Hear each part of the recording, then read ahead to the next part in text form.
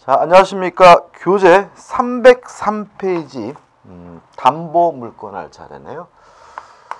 303페이지를 보시면은 제1절 총설 나와 있는데 담보제도, 담보제도의 의의가 나와요. 한번 읽어보시면 되겠죠.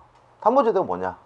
돈 빌려주고 어떻게 하면 안 띄고 돈을 회수할까? 요거 고민하는 게 뭐죠? 담보제도다. 이러한 담보하는 방법이 두 가지가 있습니다. 보증인을 세울 수가 있죠. 그것이 뭐예요? 이 인적 담보. 담보를 설정할 수 있죠. 이게 뭐예요? 물적 담보인데 다행히 우리 시험 범위는 인적 담보는 시험 범위가 아니에요. 정말 다행이에요. 왜냐하면 보증에 관한 문제가 채권법에 나오게 되는 굉장히 어렵거든요. 근데 우리는 담보 물건만 물적 담보만 시험 범위고요. 넘겨보시면 담보 물건의 종류해 가지고 우리 민법이 인정하는 담보 물건은 세 가지입니다. 유치권, 질권, 저당권인데 질권은 시험 범위가 아니에요. 그래서 우리는 유치권과 저당권만 공부하고요. 또 민사특별법에서 우리가 양도담보, 가등기담보, 매도담보를 가등기 담보법에서 따로 배우게 되는 거죠. 그러면 이제 담보 물건을 모두 공부하게 되는 거고요. 2번 담보 물건의 특질 해가지고 1. 부종성, 2. 수반성이 나옵니다. 자, 이런 얘기죠. 을이 갑에게 1억을 빌려주고 1억을 달라고 요구할 수 있는 채권이 있고요. 이걸 담보하기 위해서 갑 소유 A 부동산에다가 저당권을 설정했다. 그럼 을은 권리가 두 개죠. 채권과 저당권. 두 가지 권리가 있는데 여기서 저당권을 설정 안 해도 돈을 빌려줄 수가 있거든요. 그렇지만 돈을 안 빌려주면 채권이 없으면 뭘 설정할 수 없는 거예요? 저당권을 설정할 수는 없는 거예요. 따라서 채권이 있어야지만 저당권을 설정할 수 있다. 채권이 주된 권리고 담보 물권은 종된 권리거든요. 따라서 채권이 성립해야지만 담보 물권은 성립합니다. 채권이 소멸한다면 담보 물권도 자동으로 소멸합니다. 이게 뭐냐면 부종성이고요. 따라서 채권이 이전된다면 담보 물권도 함께 쫓아갑니다. 이게 뭐죠? 수반성. 이렇게 되는 거죠. 그 다음에 3번 불가분성이란 말이 나오는데 이런 문제입니다. 갑이 을에게 1억을 빌렸는데 5천만 원을 갚았어요. 그러면 이 저당권이 2분의 1로 축소되느냐? 그거는 아닌 거죠. 5천만 원을 갚았더라도 아직 잔액이 존재한다면 이 저당권은 목적물 전부에 그 효과가 계속 미치게 되는데 이거 우리가 불가분성이라고 합니다. 다시 말하면 전액 변제할 때까지 담보 물건은 담보 목적물 전부에 계속해서 그 효력이 미치는데 이게 뭐가 되는 거죠? 불가분성이 되는 거죠. 우측 상단의 물상대위성은 대단히 중요한 개념인데 이건 우리가 저당권 할 때 따로 설명드릴 겁니다. 그 다음에 담보 물권에 효력해서 1번 우선 변제적 효력해서 배당 순위가 주어지는 효력이 있는데 우리가 유치권은 우선 변제권 배당 순위가 주어지지 않겠죠. 왜 그러냐면은 자 우리가 전세권 할 때 말씀드렸지만 소멸되는 권리만 배당을 받을 수 있다. 소멸되는 권리만 우선 변제 받을 수 있잖아요. 근데 유치권은 경매가 되더라도 뭐 되잖아요. 소멸되지 않기 때문에 배당을 못 받아요. 우선 변제 효력이 없고요. 2번 유치적 효력 해가지고 가둬둘 수 있다. 반환을 거부할 수 있다는 얘기인데 이거는 유치권에 있는 거고요. 저당권에는 없고요. 3번 수익적 효력 해가지고 목적물로부터 직접 수익을 취득함으로써 변제를 받을 수 있는 효력 우리가 수익적 효력이라고 하는데 현행 담보 물권에는 이런 수익적 효력이 인정되는 물건, 담보 물권은 없어요. 다만 전세권을 만약에 담보 물권으로 이해한다면 수익적 효력이 인정될 수 있다라고 볼 수는 있겠죠. 헷갈리나요? 그럼 잊지 말자고요. 현행 민법상 수익적 효력이 인정되는 담보 물권은 없다라고 기억하시는 것이 좋아요. 왜냐하면 전세권은 뭘로 분류해요? 용익물권으로 분류하니까요. 그 다음에 2절 해가지고 유치권이 나오기 시작합니다. 그죠? 유치권도 시험 문제가 반드시 나옵니다. 한 문제가 나오게 되고요. 은근히 좀 까다로울 수 있는 걸리기 때문에 좀 유의하시기 바라고요. 유치권의 의의가 나오는데 한번 읽어보시면 합니다. 제가 요건을 설명드리면서 의의도 같이 한번 설명드릴 거고요. 넘겨보시면 유치권의 법적 성질에서 1번 담보 물권이지만 우선 변제권 없어요. 왜요? 경매가 되더라도 소멸되지 않으니까요. 물상대위성도 없어요. 일단 기억해 두시고 왜 없는지는 제가 물상대위를 자세히 설명드릴 때 말씀드릴게요.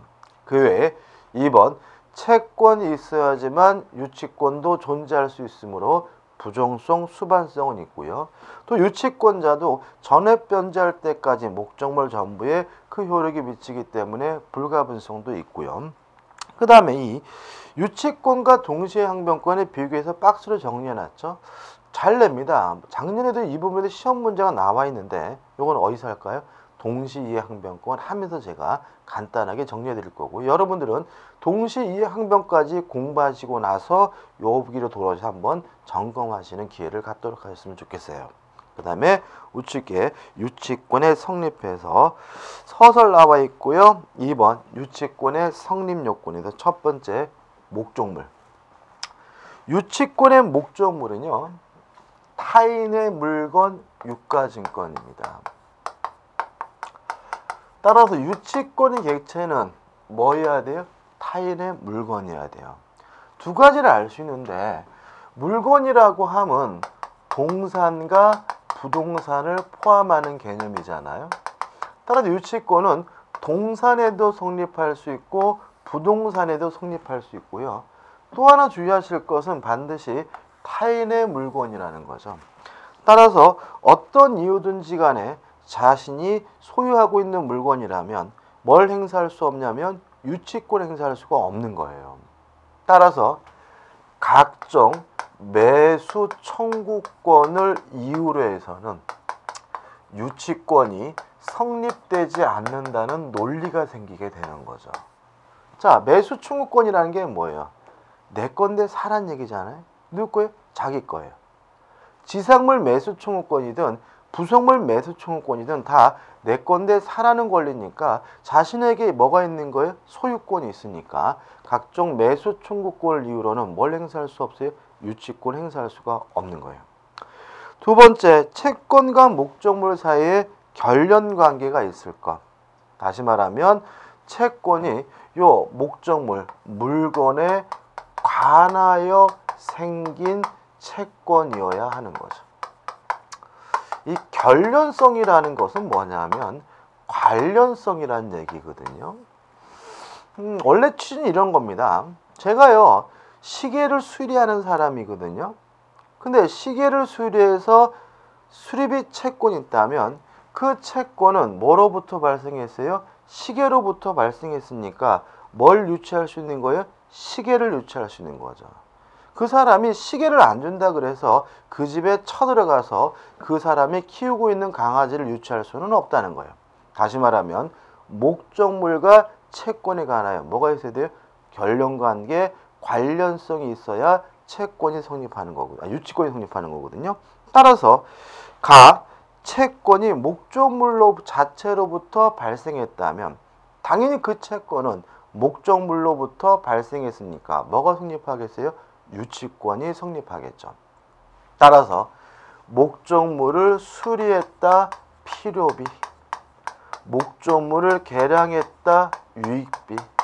요 필요비 유익비는 목적물로부터 발생한 채권이니까 뭘 행사할 수 있어요? 유치권 행사할 수가 있고요. 또 공사대금 채권 이런 것도 공사한 건물, 그 건물로부터 발생한 채권이니까 뭐가 성립할 수 있는 거예요? 유치권이 성립할 수가 있는 거죠. 항상 주의하실 것은 뭐냐면 보증금 채권이나 권리금 채권이나 매매대금 채권은 목적물로부터 발생한 채권이 아니기 때문에 유치권이 성립되지 않는 거죠. 작년도 시험 문제 답은 매매대금 채권을 이유로 유치권을 행사할 수 있다 그래서 뭐가 되는 거예요? X인 거예요. 자, 무슨 말인지 좀 설명을 드릴게요. 자, 보증금부터 할게요. 자, 임대차 계약을 했어요. 계약을 하면서 보증금을 1억으로 하기로 했어요. 그럼 보증금이 1억인 거예요. 임대차 계약을 하면서 보증금을 5천만 원으로 하기로 했어요. 그러면 보증금이 뭐예요? 5천만 원인 거고요. 임대차 계약을 하면서 보증금이 없다라고 계약을 했어요. 그럼 보증금은 어떻게 해요? 없는 거예요. 다시 말하면 보증금이 1억이고 보증금이 5천만 원이고 보증금이 없는 것은 그렇게 계약을 했기 때문에 그런 거예요. 보증금은 목적물로부터 발생한 채권이 아니라 임대차라는 쌍무 계약으로부터 발생한 채권인 거예요. 따라서 동시이행 항변권은 발생할 수 있을지언정 유치권은 성립되지 않는 거예요. 권리금도 마찬가지고요.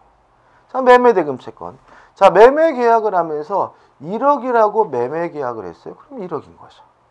500만 원이라고 매매 계약했어요. 그러면 뭐예요? 500만 원인 거예요. 다시 말하면 1억이고 500만 원인 것은 매매라는 쌍무 계약을 그렇게 체결했기 때문에 1억이고 500만 원인 거예요. 따라서 이 채권은 매매라는 쌍무 계약으로부터 발생한 채권이기 때문에 동시이행 항변권은 발생할 수 있을지언정 유치권은 성립되지 않는 거예요. 왜요? 목적물에 관하여 생긴 채권이 아니기 때문에. 아주 시험 문제 답으로 잘 선택하는 부분이니까 잊지 마시기 바라고요. 그 다음 넘겨보시면 판례들이 나와 있는데 이 판례들도 같은 취지입니다. 그래서 여러분들이 판례 보실 때 수리비다, 계량비다, 신축 공사대금이다 이런 거는 목적물에 관하여 생긴 채권이니까 유치권이 생기겠지만 임대차 계약이다, 매매 계약이다, 교환 계약이다 이런 쌍무 계약으로부터 발생한 채권에 대해서는 유치권이 성립되지 않는다라고 생각하시면 되고요. 특히 조심할 것은 두 번째 판례에서 손해배상 청구권이에요. 손해배상 청구권이 유치권의 대상이 될 수 있느냐? 될 수도 있고 어떻게요? 안 될 수도 있는 거예요. 왜냐하면 손해배상 채권이 유치권의 대상이 되는지 안 되는지는 그것을 발생시킨 원래 채권을 기준으로 하거든요. 따라서 원래 채권이 유치권이면 손해배상 채권도 유치권이에요. 자, 필요비를 제때 주지 않아서 발생한 손해배상 채권이라면 공사대금을 제때 주지 않아서 발생한 손해배상 채권이라면 원래 채권이 유치권이니까 손해배상 채권도 뭐예요? 유치권인 거예요. 근데 만약에 매매대금을 제때 주지 않아서 발생한 채권이라면 원래 채권이 유치권이 아니라 뭐예요? 동시이행 항변권이니까 그로 인한 손해배상 채권도 유치권이 아니라 뭐예요? 동시이행 항변권이 되는 거죠. 뭘 기준으로 한다고요? 원래 채권을 기준합니다. 아주 잘합니다. 그 다음 4번 채권이 목적물의 반환 청구권과 동일한 법률 관계. 예를 들어 가지고 무효가 되거나 또는 취소가 되거나 또는 해제가 돼서 반환해야 되는 경우에는 뭐가 성립하냐면 유치권이 성립하게 된다는 것이 우리 통솔의 입장이고요. 동시항변권에 말씀드리겠지만 이때는 무엇도 함께 발생하게 되냐면 동시이행 항변권도 함께 아울러 발생한다는 거 주의하시기 바라고요. 그 다음에 세 번째로 동일한 사실관계로부터 발생한 경우에도 유치권이 성립하게 되고요. 가장 대표적인 예가 뭐냐면 우연히 물건을 막 바꾸어 간 경우를 생각해 보시면 돼요. 이런 얘기입니다. 제가 극장에 갔어요. 근데 우산을 꼽아놓고 극장에 들어가고 구경하고 나왔더니 제 우산이 없어요. 누가 제 우산을 가져간 거죠. 그래서 마지막 남아있는 그 우산을 들고 왔는데 연락이 왔어요. 지 우산이래요. 그래서 만나보니까 그놈이 제 우산을 가지고 있는 거죠. 그러면 저는 이제 어떻게 해요? 네가 안 주면 나도 우산 못 주겠다라고 뭐 할 수 있어요? 거부할 수 있거든요. 그럼 이게 뭐처럼 보이냐면 동시이행 항변권처럼 보이는데 동시이행 항변권의 가장 기본 전제는 뭐냐면 반드시 쌍무 계약이 있어야 돼요. 우연히 물건을 맞바꿔 간 것은 계약이 아니죠. 쌍무 계약이 아니죠. 따라서 뭐로 이해할 수는 없냐면요. 동시이해 항변권으로 이해할 수는 없기 때문에 네가 안 주면 나도 못 주겠다라고 반환을 거부할 수 있는 이유는 유치권인 거다라고 이해하는 것이 다수설의 입장이에요. 별로 중요하진 않아요. 그럼 여기서 우리가 중요한 것은 뭐냐면 요 두 가지죠. 필요비, 유익비, 공사대금 채권은 목적물로부터 발생한 채권이니까 유치권이 성립하지만 매매대금, 권리금, 보증금은 목적물에 관하여 생긴 채권이 아니기 때문에 유치권이 성립되지 않는다는 거 꼭 기억해 두셔야 되겠죠.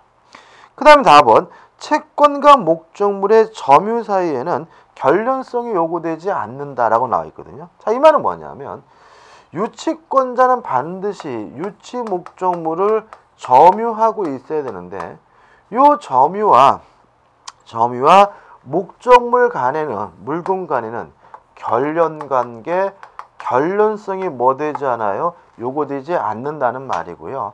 따라서 반드시 채권이 죄송합니다. 다시 할게요. 이걸 다시 할게요. 채권과 목적물의 점유 사이에는 결련관계, 결련성이 요구되지 않는다는 말이고요. 따라서 점유하고 있는 동안에 꼭 채권이 발생해야 되는 것은 아니라는 거예요. 먼저 점유를 취득하고 나중에 채권이 발생해도 상관이 없고요. 그 다음에 거꾸로 채권이 먼저 발생하고 나중에 점유를 취득하더라도 뭐가요? 유치권이 성립한다는 얘기니까 유의하시기 바라고요.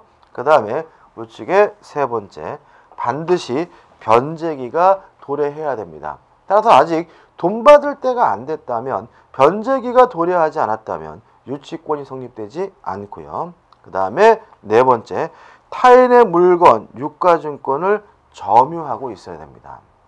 그래서 중요한데 일단 반드시 점유를 해야 돼요. 첫 번째 주의할 점은 이 점유는 직접 점유든 간접 점유든 불문한다는 거 꼭 기억해 두시기 바라고요.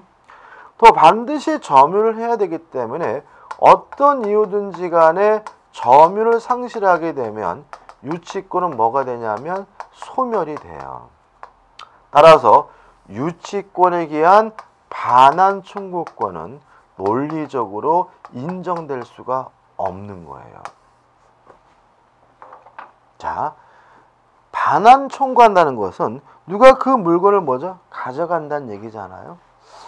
따라서 만약에 누가 그 물건을 가져가서 유치권자가 점유를 상실한다면 유치권은 이미 뭐가 된 거예요? 소멸된 거예요.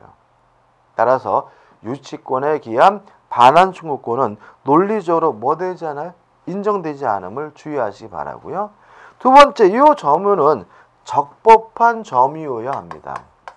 따라서 불법한 점유, 위법한 점유인 경우에는 뭐가 성립되지 않아요? 유치권이 성립되지 않아요. 자, 그럼 이렇게 되는 거죠. 임차인이 필요비나 유익비를 지출했다면 청구할 수가 있고요.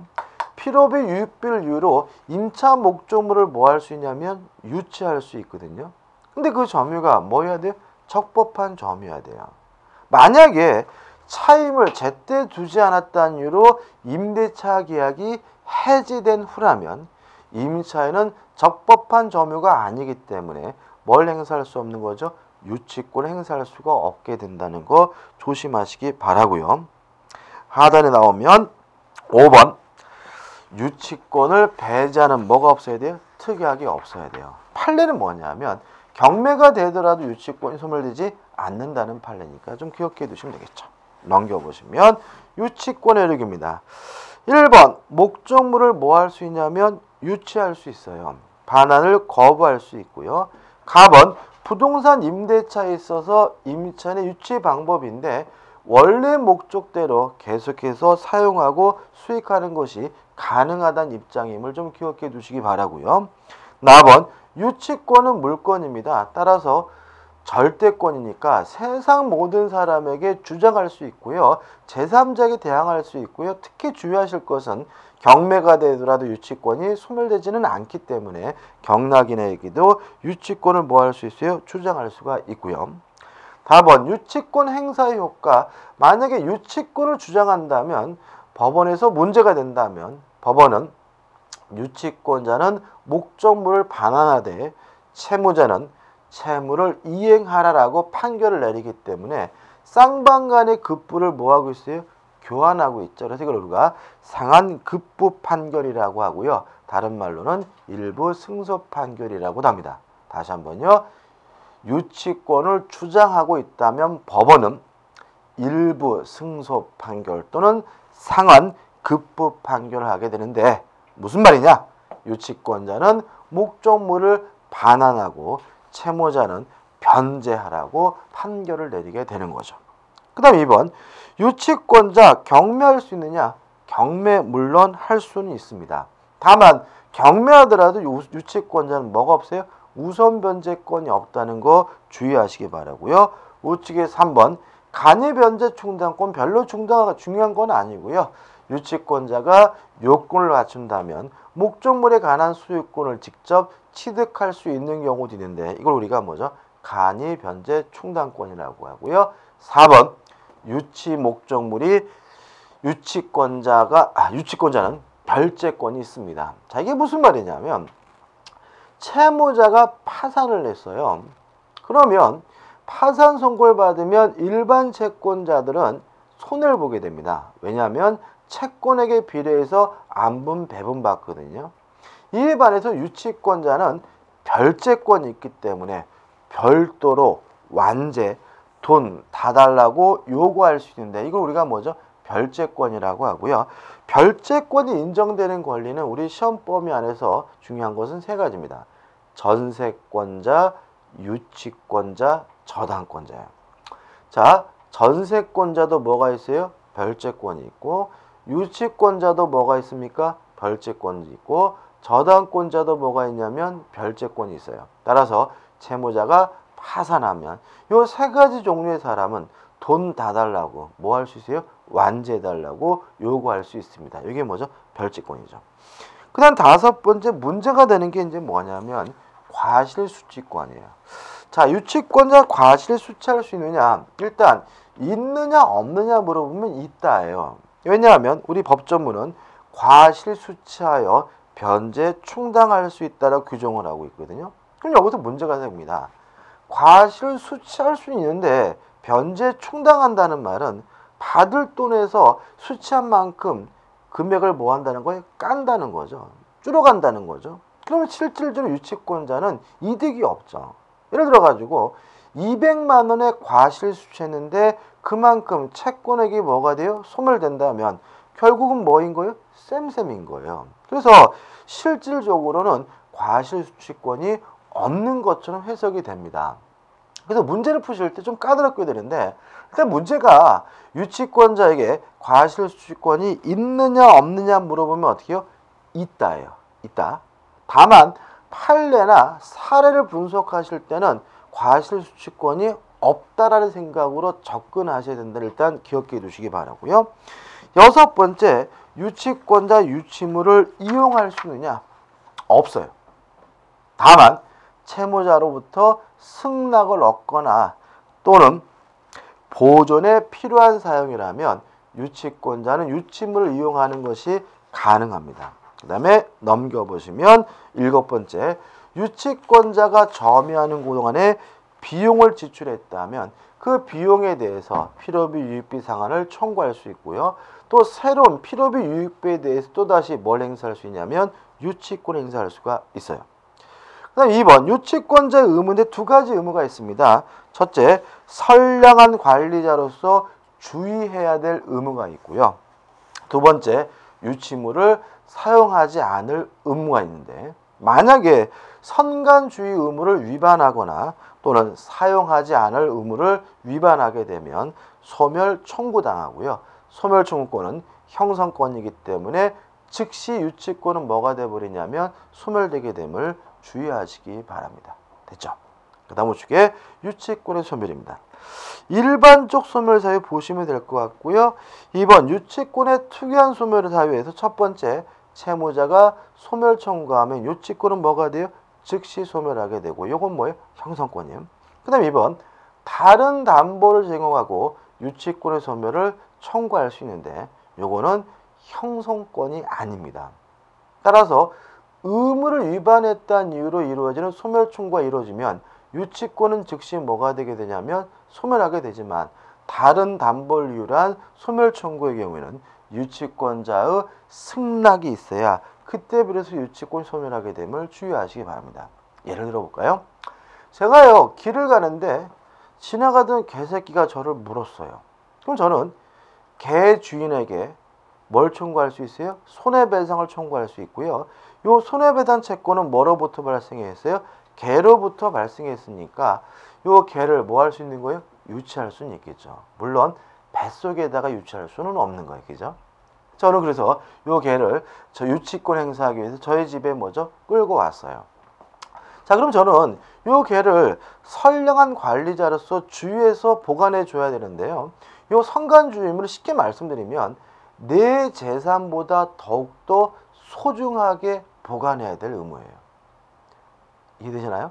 따라서 저는 개를 어떻게 키우냐면 대충 뒷마당에다가 묶어놓고 그냥 뭐죠? 밥짓거리기 지면서 키우거든요.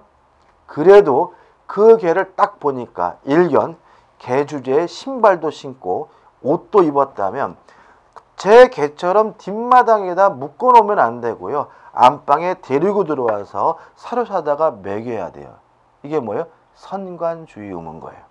근데 저는 그냥 대충 그 개를 뒷마당에다 묶어놓고 밥짓거리 지고 있다면 저는 의무를 위반한 것이니까 채무자가 소멸 청구할 수 있고요. 소멸 청구하면 유치권이 즉시 소멸하기 때문에 그 개를 뭐 해야 돼요? 돌려줘야 되는 것이죠. 이해되시죠? 그죠? 자, 그래서 제가 뒷마당에 묶어놓으면 안 됐구나 해가지고 제가 그 개를 안방에 끌고 들어와가지고 어떻게 해요? 사료도 먹이고 뭐 이렇게 키우고 있어요. 그럼 저는 의무를 다한 거죠. 근데 개준이 와가지고 막 눈물 흘리면서 그 개새끼는 강아지는 저 자식과 같은 강아지입니다. 대신 이 고양이를 줄 테니 그 개를 저에게 돌려주십시오. 이게 뭐예요? 다른 담보 제공을 위한 소멸 청구죠.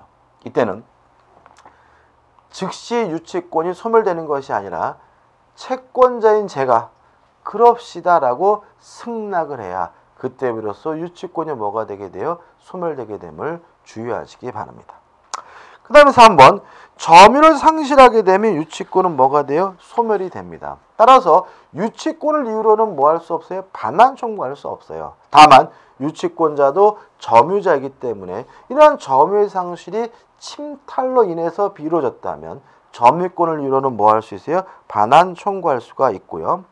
4번 승낙 없이 임차물, 유치물을 임대 또는 담보로 제공했다면 저는 유치 목적을 뭐 하고 있는 거죠? 간접 점유하고 있는 거기 때문에 임대했다, 담보 제공했다라는 사실만으로는 유치권이 바로 소멸하진 않아요. 다만 사용하지 않을 의무를 위반했기 때문에 채무자는 소멸을 청구할 수 있고 소멸 청구하면 그때 비로소 유치권이 뭐가 되게 돼요? 소멸하게 됨을 주의하시기 바라고 넘기시면 소멸의 효과, 유치 목적을 뭐가 되겠어요? 반환해야 되겠죠. 여기까지입니다. 그죠? 간단하죠? 그죠? 어렵지 않습니다. 자, 이거 가지고요. 이제 최종적으로 뭘 분석해 보자면 사례를 좀 분석해 보도록 하겠습니다. 어차피 우리는 공인중개사 시험이기 때문에 뭐에 대해서요? 부동산과 관련된 특히 임대차와 관련된 사례가 출제가 되겠죠. 자, 그럼 생각을 해볼게요. 갑이라는 사람이 A라는 토지를 할게요. 또 주택 임대차 뭐 생각하실 테니까 토지를 가지고 있는데 이 토지에 대해서 을과 만나가지고 임대차 계약을 했어요. 임대차 계약을 하면서 보증금을 얼마를 주기로 했냐면 2억 원을 주기로 줬어요. 보증금 2억 줬어요. 또 을은 임차권을 취득했고요. 인도받아서 그 토지를 사용하고 수익하는 과정에서 필요비와 유익비를 지급했는데 이 필요비 유익비가 얼마를 지급했냐면 3천만 원을 지급했어요. 지금 제가 설명드리고 있는 사례는 기출문제 사례고요. 아주 자주 나오는 사례입니다. 자, 이런 상태인데 갑이 이 토지 소유권을 병에게 양도를 했어요. 또는 뭐죠? 경매가 됐어요. 똑같습니다. 그래서 병이 새로운 소유자가 된 거죠. 첫째, 병이 자신이 소유권을 취득하더니 을한테 와서 내 땅에서 나가라고 지랄거려요. 이랬을 때 을은 나는 임차권이 있기 때문에 못 나갑니다라고 버틸 수 있을까요? 없을까요? 없다. 왜냐하면 임차권은 물권이 아니라 채권이기 때문에 갑이라는 특정한 사람에게만 주장할 수 있어요. 제3자에게 뭐 할 수 없어요? 대항할 수가 없는 거예요. 따라서 임차권을 가지고는 못 나겠다라고 뭐 할 수는 없어요? 버틸 수는 없고요. 다시 말씀드립니다. 토지입니다. 주택임대차보호법은 생각도 하지 마셔야 되고요. 그 다음에 을은 갑에게 보증금을 줬으니까 보증금 1억 원에 대해서 돌려달라고 요구할 수 있고요. 임대차 계약은 쌍무 계약이니까 요 보증금 반환 채권에 대해서 뭐가 생기냐면 동시이행 항변권이 생기는데, 다시 말하면 내 땅이니까 나가라고 했을 때 보증금 안 주면 못 나겠다라고 버틸 수 있느냐? 없다. 왜냐하면 동시이행 항변권은 물권이 아니라 이것도 채권의 권능인 거예요. 따라서 누구한테만 행사할 수 있냐면 갑에게만 행사할 수 있기 때문에 네가 나한테 보증금 안 주면 못 나가겠다라고 뭐 할 수 없는 거예요? 버틸 수가 없는 거예요. 이해되시죠? 다만 필요비 유익비는 목적물에 관하여 생긴 채권이니까 뭐가 성립하게 돼요? 유치권이 성립하게 되고요. 물론 유치권은 물권이니까 병에게 뭐 할 수 있겠어요? 대항할 수가 있겠죠. 따라서 을은 네가 3천만 원 안 주면 못 나겠다라고 뭐 할 수 있어요? 버틸 수는 있지만 임차권을 이유로도 보증금을 이유로도 뭐 할 수 없는 거예요? 반환을 커버할 수는 없는 겁니다. 이해되시죠? 그죠? 두 번째. 자, 그래서 지금 유치권을 이유로 반환을 거부할 수 있어요. 이랬을 때 임차인이 원래 목적대로 계속 이 토지를 사용하고 수익할 수 있느냐? 이 문제에 대해서 우리 판례는 가능하다는 입장입니다. 왜냐하면 임차인이 그 목적물을 원래 목적대로 사용 수익하는 것은 보존행위로 이해하고 있기 때문에 그래요. 따라서 채무자가 반대하더라도 유치권이 있는 임차인은 원래 목적대로 목적 부동산을 계속해서 뭐 할 수 있는 거예요? 사용 수익할 수 있는 거고요. 그 다음에 임대차 계약을 하면서 월 지료를 예를 들어서 300만 원씩 지급하기로 했어요.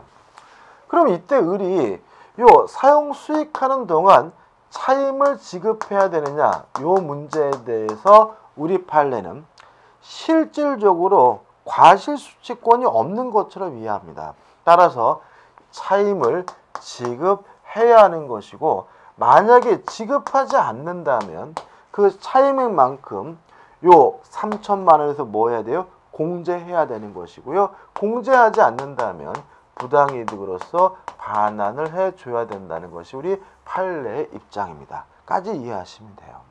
하나 더 있네요. 마지막으로 그 다음에 요 유치권을 이유로 요 3천만 원을 병에게 직접 청구할 수 있느냐? 이게 문제인데, 일단 기본적으로 채권은 누구한테만요? 특정한 사람에게만. 따라서 3천만 원을 달라고는 갑한테만 할 수 있는 거예요. 그래서 우리는 병에게 유치권을 이유로 뭐 할 수 있을 뿐이에요? 반환을 거부할 수 있을 뿐, 직접 이행해 줄 것을 뭐 할 수는 없어요? 청구할 수는 없다는 것이 우리 판례 입장이고요. 그러다 보니까 여러분들 그런 거 느끼시나요? 지나가다 보면 가끔 건물에 유치권 행사 중이라는 현수막이 걸리는데 오래 가죠. 막 현수막이 막 바라잖아요. 그죠? 그 오래 가는 이유는 뭐냐면 유치권자에게 뭘 인정하잖아요? 직접 변제를 청구할 수 있는 권리를 인정하지 않아요. 따라서 그 건물을 경락을 받은 사람은 냅두면 돼요. 만약에 을이 병한테 직접 돈 달라고 청구할 수 있다면 병한테 청구하고 안 주면 병의 재산을 뭐 하면 돼요? 강제 집행하면 되는데 병한테 반환을 거부할 수 있을 뿐 뭐 할 수는 없어요? 직접 청구할 수 없다는 이 특징 때문에 그 현수막이 대단히 오래 가게 된다는 것까지 좀 이해해 두시면 돼요. 여기까지입니다. 요 사례까지 이해하신다면 유치권은 먼저 완벽하게 끝나게 되는 거죠. 한 번 더 다시 한번 검토해 보시기 바랍니다.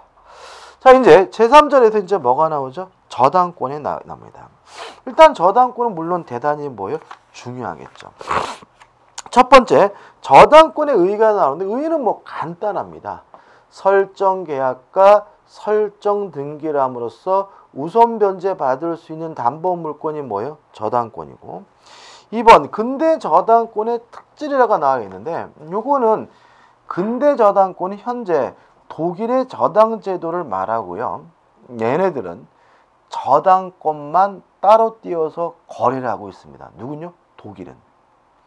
따라서 저당권만 따로 띄어서 거래한다는 말은 저당권에 관한 유통성이 확보되어 있다는 얘기고요.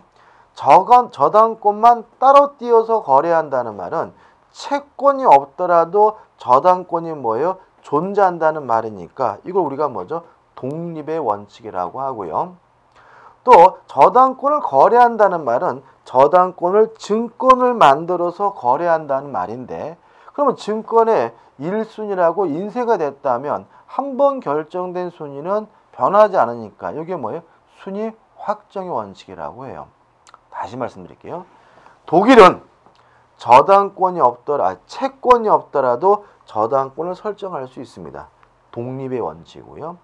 또 한 번 결정된 순위는 변하지 않습니다. 순위 확정의 원칙이죠. 요 두 가지 때문에 저당권만 따로 뭐 할 수 있어요? 거래할 수가 있는데 이걸 우리가 뭐라 그러냐면 유통성 확보의 원칙이라고 해요. 이에 반해서 우리 민법은 채권이 있어야지만 저당권이 존재합니다. 부정성을 취하고요. 또 1순위 저당권이 소멸하면 2순위가 1순위로 승진합니다. 순위 확정의 원칙이 아니라 순위 승진의 원칙을 취하기 때문에 저당권만 따로 띄어서 뭐 할 수 없냐면 거래할 수 없고요. 따라서 우리 민법은 저당권에 관한 유통성이 확보되어 있지 않습니다. 별로 중요한 건 아닙니다. 그래서 제가 말로만 설명드린 거죠. 그 다음에 3번 저당권의 법적 성질에서 1번 저당권은 특징이 나오는데 대표적인 뭐죠? 약정담보 물권입니다. 따라서 설정 계약을 하고 등기람으로서 성립하게 되고요. 4번 타물권입니다. 따라서 원칙적으로 자신이 소유하고 있는 물건에 대해서는 저당권을 가질 수가 없고요. 넘기셔서 4번 저당권은 우선 변제 받을 수 있고요. 저당권은 전형적인 담보 물권입니다. 따라서 통용성에서 채권이 있어야지만 담보 물권이 존재한다. 부종성. 채권이 이전되면 저당권도 쫓아간다. 수반성. 전액 변제할 때까지 목적물 전부에 그 효과가 미친다. 불가분성도 인정되고요. 물상대해성도 인정된다. 이건 우리가 좀 이따가 보도록 하죠. 근데 이번 저당권의 성립이 나옵니다. 일단 설정 계약을 하고 등기를 하면 뭘 갖게 되냐면 저당권을 취득하게 되는데 자, 저당권의 성립입니다. 1번 약정저당권인데 물론 저당권은 대표적인 약정저당권입니다. 따라서 설립계약과 등기람으로 성립하게 되는데 문제는 이 1번 설정계약의 당사자예요. 좀 생각을 해보면 이런 문제거든요. 을이 갑에게 1억을 빌려줘서 1억을 달라고 요구할 수 있는 채권자고요. 갑은 뭐죠? 채무자예요. 그다음 우리가 첫 번째 생각해 볼 것은 채권자와 저당권자는 일반적으로 같은 사람이란 얘기예요. 왜냐하면 부정성, 수반성 때문에 채권이 있어야지만 저당권이 존재할 수 있다. 채권자와 저당권자 원칙적으로 어떻게 같은 사람이어야 되고요. 이에 반해서 저당권 설정자는 저당권을 설정해 주는 사람은 채무자일 수도 있고 제3자일 수도 있는데 만약에 제3자가 저당권 설정자라면 이 사람은 우리가 뭐라 그러냐면 물상보증인이라고 하는 거죠. 예를 들어서 제가 은행에서 돈을 대출 받으려고 해요. 저는 뭐죠? 채무자죠. 제가 아파트가 있다면 저의 아파트에다가 뭘 할 수 있어요? 저당권을 설정할 수가 있는데 만약에 아파트가 없어서 저희 아버지한테 부탁을 해서 아버지가 아버지 소유 아파트에다 저당권을 설정해 줬다면 채무자가 아닌 제3자, 저희 아버지가 저당권 설정자가 되고요. 이걸 뭐라 그러죠? 물상보증인이라고 한다 이런 얘기죠. 자, 그럼 이런 얘기입니다. 저당권이 성립되려면 저당권자와 저당권 설정자가 설정 계약을 하고 등기를 함으로써 저당권이 성립되게 되는데, 채권자와 저당권자는 원칙적으로 같은 사람이어야 한다. 다만 저당권 설정자는 채무자일 수도 있고 제3자일 수도 있는데, 제3자가 저당권 설정자라면 이 사람을 뭐라 그러냐면 물상보증인이라고 한다 이런 얘기죠. 그 다음 이제 판례가 나옵니다. 이 판례가 어떤 문제냐면, 채권자와 저당권자는 같은 사람이어야 돼요. 이게 원칙이에요. 근데 이것이 만약에 불일치되면 어떻게 될 거냐? 다시 말하면 채권자가 아닌 제3자가 저당권자로 등기되어 있으면 어떻게 할 거냐? 이 문제인데 원칙적으로 안 되는 겁니다. 무효예요. 다만 우리 판례는 요 제3자도 실질적인 의미에서 채권자로 볼 수가 있고요.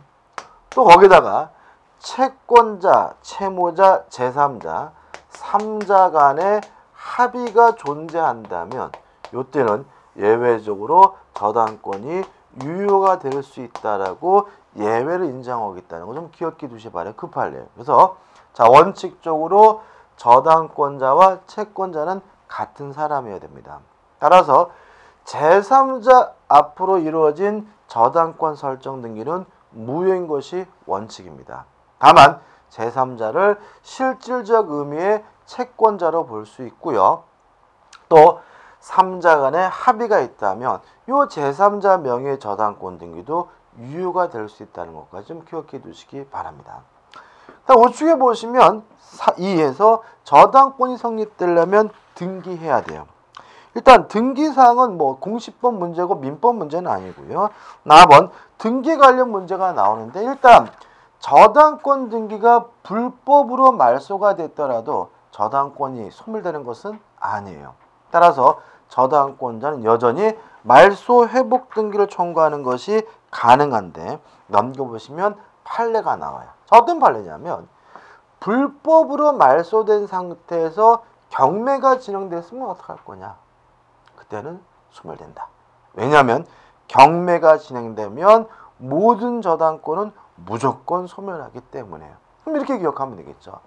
저당권 등기가 불법으로 말소가 되더라도 저당권은 소멸되지 않으니까 말소 회복 등기를 청구하는 것이 가능하지만, 다만 불법으로 말소된 상태에서 경매가 이루어졌다면 더 이상 말소 회복 등기를 청구할 수는 없다. 왜냐하면 경매가 진행되면 모든 저당권은 무조건 소멸하기 때문에요. 까지 이해하시면 되겠죠. 그 다음 박스 밑에 2번 무효등기 유형, 무효의 등기를 재활용, 다시 쓸 수는 있습니다. 다만 제3자의 권리는 침해할 수는 없고요. 그 다음에 3번 저당권의 객체인데, 일단 민법에서만 나오는 것만 기억하시면 돼요. 저당권의 객체는 토지와 건물과 같은 부동산에 설정하는 것이 원칙입니다. 다만 지상권이나 전세권과 같은 권리에도 설정할 수 있다는 거 꼭 기억해 두시기 바라고요. 민법 이외의 법은 신경 쓰지 마시고요. 그 다음에 4번 피담보 채권, 저당권에 의하여 담보되는 채권이란 얘기인데, 일단 결론은 저당권에 의하여 담보되는 피담보 채권은 아무런 제한이 없어요. 따라서 종류에는 아무런 제한이 없다. 따라서 굳이 금전 채권일 필요는 없고요. 금전 채권이 아니더라도 저당권을 설정하는 거 가능하고요. 우측에 4번 미래 채권이라도 상관이 없고요. 불특정, 불확정한 채권이라도 상관이 없어요. 따라서 합치면 저당권에 의하여 담보되는 피담보 채권은 특별한 제한이 없다는 거 기억해 두시면 되고요. 그 다음 2번 우측에 저당권의 특수한 성립해가지고 1번 법정 저당권이 나옵니다. 일단 임차지상 건물에 대한 법정 저당권인데 중요한 건 아닌데요. 자, 이런 문제입니다. 토지를 임대했어요. 그 임차인이 제 토지의 건물을 신축을 했는데 차임을 지급하지 않아요. 2년 이상을. 그러면 저는 연체 차임을 받기 위해서 임차인 소유의 건물을 압류할 수 있는데 이걸 우리가 법정 저당권이라고 합니다.